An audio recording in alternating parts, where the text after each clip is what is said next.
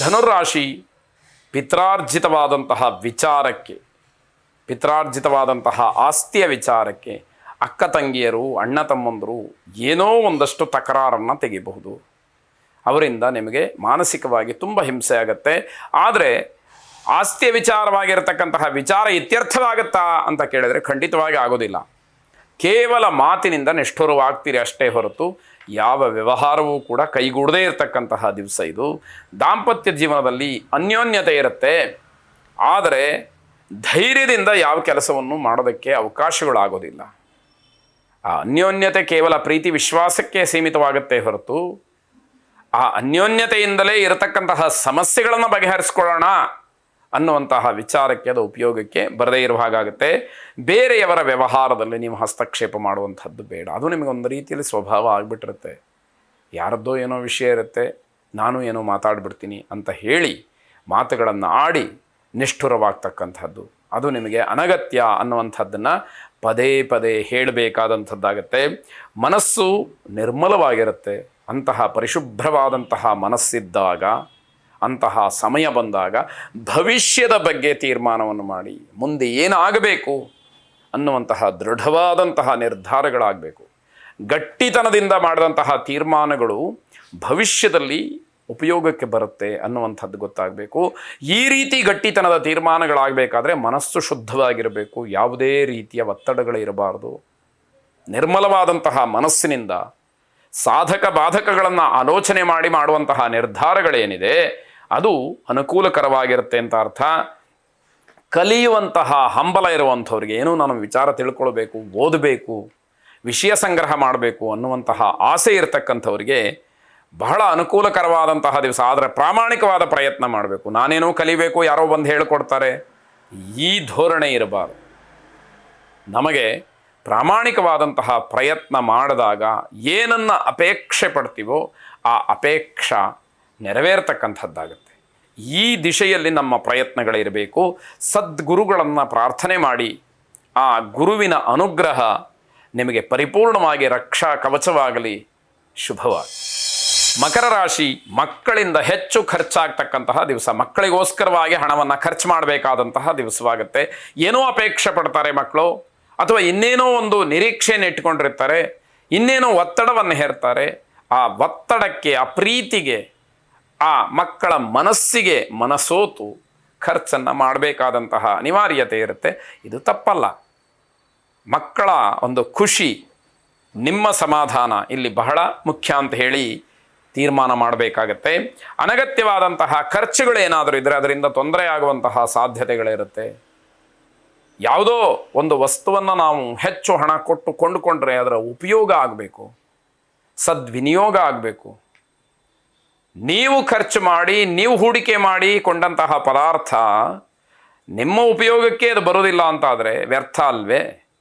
ಈ ರೀತಿಯಲ್ಲಿ ದುಂದು ವೆಚ್ಚವನ್ನು, ಅಲ್ಲಿ ಆಗತಕ್ಕಂತಹ ಅವ್ಯವಸ್ಥೆಯನ್ನು ನೋಡಿ ತಿಳಿದು ಅದಕ್ಕೆ ಕಡಿವಾಣ ಹಾಕಬೇಕು ಅನ್ನುವಂಥದ್ದು ಸಲಹೆ. ತಾಯಿಯವರ ಆರೋಗ್ಯದಲ್ಲಿ ವ್ಯತ್ಯಾಸ ಆಗುವಂತಹ ಸಾಧ್ಯತೆಗಳು ಹೆಚ್ಚಿದೆ. ತುಂಬ ಗಮನ ಕೊಡಬೇಕಾದಂತಹ ದಿವಸ ಇದು ಅಂತ ಹೇಳಬೇಕು. ವ್ಯವಹಾರದಲ್ಲಿ ಮಾತ್ರ ಅನುಕೂಲಕರವಾದಂತಹ ವಾತಾವರಣ ಇರುವುದಿಲ್ಲ.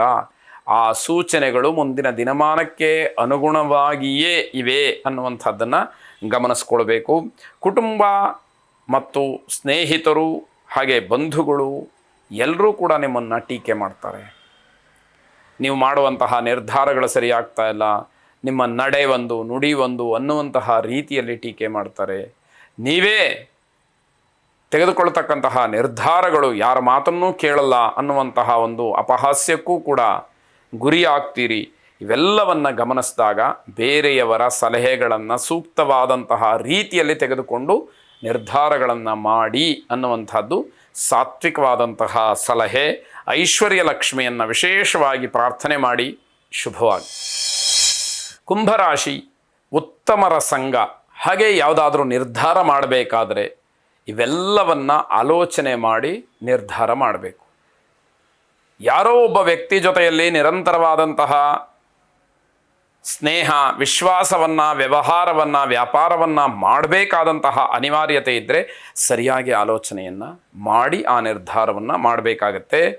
ಜೊತೆಗೆ ನೀವು ಮಾಡ್ತಕ್ಕಂತಹ ನಿರ್ಧಾರ ಯಾರ ಮಾತನ್ನೋ ಕೇಳಿ ಮಾಡುವಂಥದ್ದಲ್ಲ, ಬೇರೆಯವರ ಮಾತನ್ನು ಸಲಹೆಯಾಗಿ ಸ್ವೀಕಾರ ಮಾಡಿ ಅದರ ಬಗ್ಗೆ ಪರಾಮರ್ಶೆ ಮಾಡಿ ನಿಮ್ಮ ಮನಸ್ಸಿಗೆ ಖಾತ್ರಿಯಾದರೆ, ಧೈರ್ಯ ಇದ್ದರೆ ಮಾತ್ರ ಅದನ್ನು ಮುಂದುವರಿಸಿ ಅನ್ನುವಂಥದ್ದರ್ಥ. ಉತ್ತಮವಾದಂತಹ ಆಹಾರ, ಮನಸ್ಸಿಗೆ ಸಂತೋಷ ಸಿಕ್ಕುವಂತಹ ವಾತಾವರಣ ಇವೆಲ್ಲವೂ ಕೂಡ ನಿಮಗೆ ಈ ದಿವಸ ಯೋಗವಾಗಿ ಒದಗಿ ಬರ್ತಕ್ಕಂಥದ್ದಾಗತ್ತೆ. ನವದಂಪತಿಗಳಿಗೆ ತುಂಬ ಶುಭಕರವಾದಂತಹ ದಿವಸ. ಇತ್ತೀಚೆಗೆ ವಿವಾಹವಾಗಿರತಕ್ಕಂತಹ ದಂಪತಿಗಳು ತುಂಬ ಸಂತೋಷದಲ್ಲಿ ಇರತಕ್ಕಂತಹ ದಿವಸವಾಗುತ್ತೆ. ಅಲಂಕಾರ ವಸ್ತುಗಳ ಖರೀದಿಯನ್ನು ಮಾಡಬಹುದು, ಅದು ಒಂದಷ್ಟು ಮನಸ್ಸಿಗೆ ಮುದವನ್ನು ನೀಡ್ತಕ್ಕಂಥದ್ದಾಗತ್ತೆ. ಸ್ನೇಹಿತರು, ಬಂಧುಗಳು ಎಲ್ಲರೂ ಕೂಡ ನಿಮ್ಮ ಜೊತೆಗೆ ಸಂತೋಷವನ್ನು ಹಂಚಿಕೊಳ್ಳೋದಕ್ಕೆ ಇರ್ತಾರೆ. ನಿಮಗೇನು ಖುಷಿಯಾದರೂ ಕೂಡ ನಿಮ್ಮ ಜೊತೆಯಲ್ಲಿ ಹಲವಾರು ಜನ ಇರ್ತಾರೆ ಎನ್ನುವಂಥದ್ದೇ ಇಲ್ಲಿ ತುಂಬ ಗಮನ ಸೆಳೀತಕ್ಕಂತಹ ಅಂಶವಾಗತ್ತೆ. ಮನೆಯ ಹಿರಿಯರ ಆಶೀರ್ವಾದ, ಪ್ರೀತಿ, ವಿಶ್ವಾಸ, ಎಲ್ಲರ ಒಂದು ಅಭಿಮಾನ ನಿಮಗೆ ಸಿಗ್ತಕ್ಕಂತಹ ದಿವಸ ಅಂತ ಹೇಳಿದರೆ ಅದಕ್ಕಿಂತ ಸ್ವರ್ಗ ಸುಖ ಇನ್ನೊಂದಿಲ್ಲ ಅಂತ ಹೇಳಬೇಕು. ಯಾಕೆಂದರೆ ದೊಡ್ಡವರು ತುಂಬ ಹೃದಯದಿಂದ ಆಶೀರ್ವಾದವನ್ನು ಮಾಡ್ತಾರೆ. ಎಲ್ಲರೂ ಕೂಡ ನಿಮ್ಮ ಜೊತೆಯಲ್ಲಿ ಸಂತೋಷವಾಗಿರ್ತಾರೆ, ನಿಮ್ಮನ್ನು ಸಂತೋಷಪಡಿಸ್ತಾರೆ ಅಂತಂದರೆ ಅದು ಬಹಳ ದೊಡ್ಡ ವಿಚಾರ. ಕುಲದೇವತಾ ಪ್ರಾರ್ಥನೆಯನ್ನು ಮಾಡಿ ಈ ರೀತಿಯ ಸುಖ, ಶಾಂತಿ, ನೆಮ್ಮದಿ, ಸಂತೋಷಗಳು ಸದಾಕಾಲ ನಿಮಗೆ ಮಾತ್ರ ಅಲ್ಲ ಎಲ್ಲರ ಬಾಳಲ್ಲೂ ಕೂಡ ಬೆಳಗಲಿ ಅಂತ ಹೇಳಿ ಆಶಿಸೋಣ. ಶುಭವಾಗಿ. ಕೊನೆಯದಾಗಿ ಮೀನರಾಶಿ, ಹಿಂದೆ ಯಾವುದೋ ಒಂದು ವ್ಯವಹಾರದಿಂದ ಆರ್ಥಿಕವಾದಂತಹ ನಷ್ಟವನ್ನು ಅನುಭವಿಸಿದರೆ, ದುಡ್ಡನ್ನು ಕಳ್ಕೊಂಡಿದ್ದರೆ, ದ್ರವ್ಯವನ್ನು ಕಳ್ಕೊಂಡಿದ್ದರೆ, ಆಸ್ತಿಯನ್ನು ಕಳ್ಕೊಂಡಿದ್ದರೆ ಅದನ್ನು ಸರಿಪಡಿಸ್ಕೊಳ್ಳೋದಕ್ಕೆ ಅವಕಾಶವಾಗುವಂತಹ ದಿವಸ ಇದು.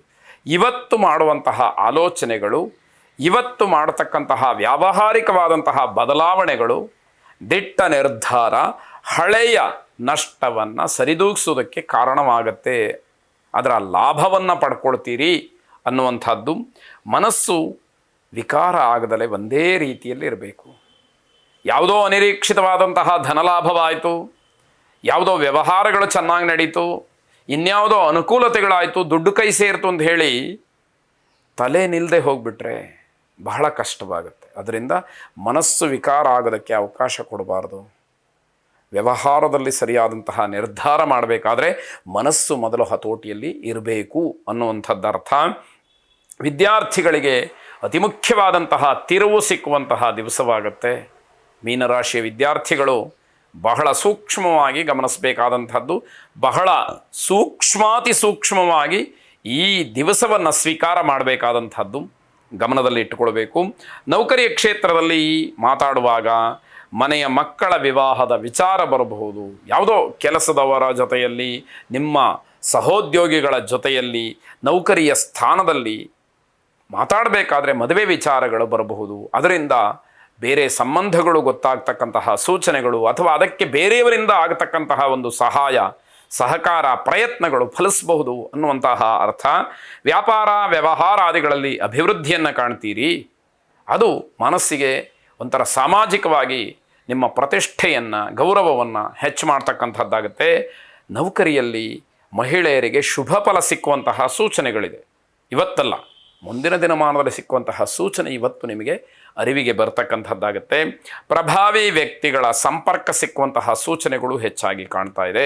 ಅದರಿಂದ ನಿಮ್ಮೊಂದಷ್ಟು ಕೆಲಸಗಳು ಹೆಚ್ಚಾಗಿ ನಡೆಯುವಂಥದ್ದು, ಅದಕ್ಕೆ ಪೂರಕವಾದಂತಹ ವ್ಯವಸ್ಥೆ ಎಲ್ಲವೂ ಕೂಡ ನಿಮ್ಮದಾಗುವಂಥದ್ದಿರುತ್ತೆ. ಚೌಡೇಶ್ವರಿ ದೇವಿಯನ್ನು ವಿಶೇಷವಾಗಿ ಪ್ರಾರ್ಥನೆ ಮಾಡಿ, ಆ ಜಗನ್ಮಾತಾ ತ್ರಿಶಕ್ತ್ಯಾತ್ಮಿಕ ದೇವಿ ನಿಮ್ಮೆಲ್ಲ ಇಷ್ಟಾರ್ಥಗಳನ್ನು ನೆರವೇರಿಸಲಿ. ಶುಭವಾಗಿ.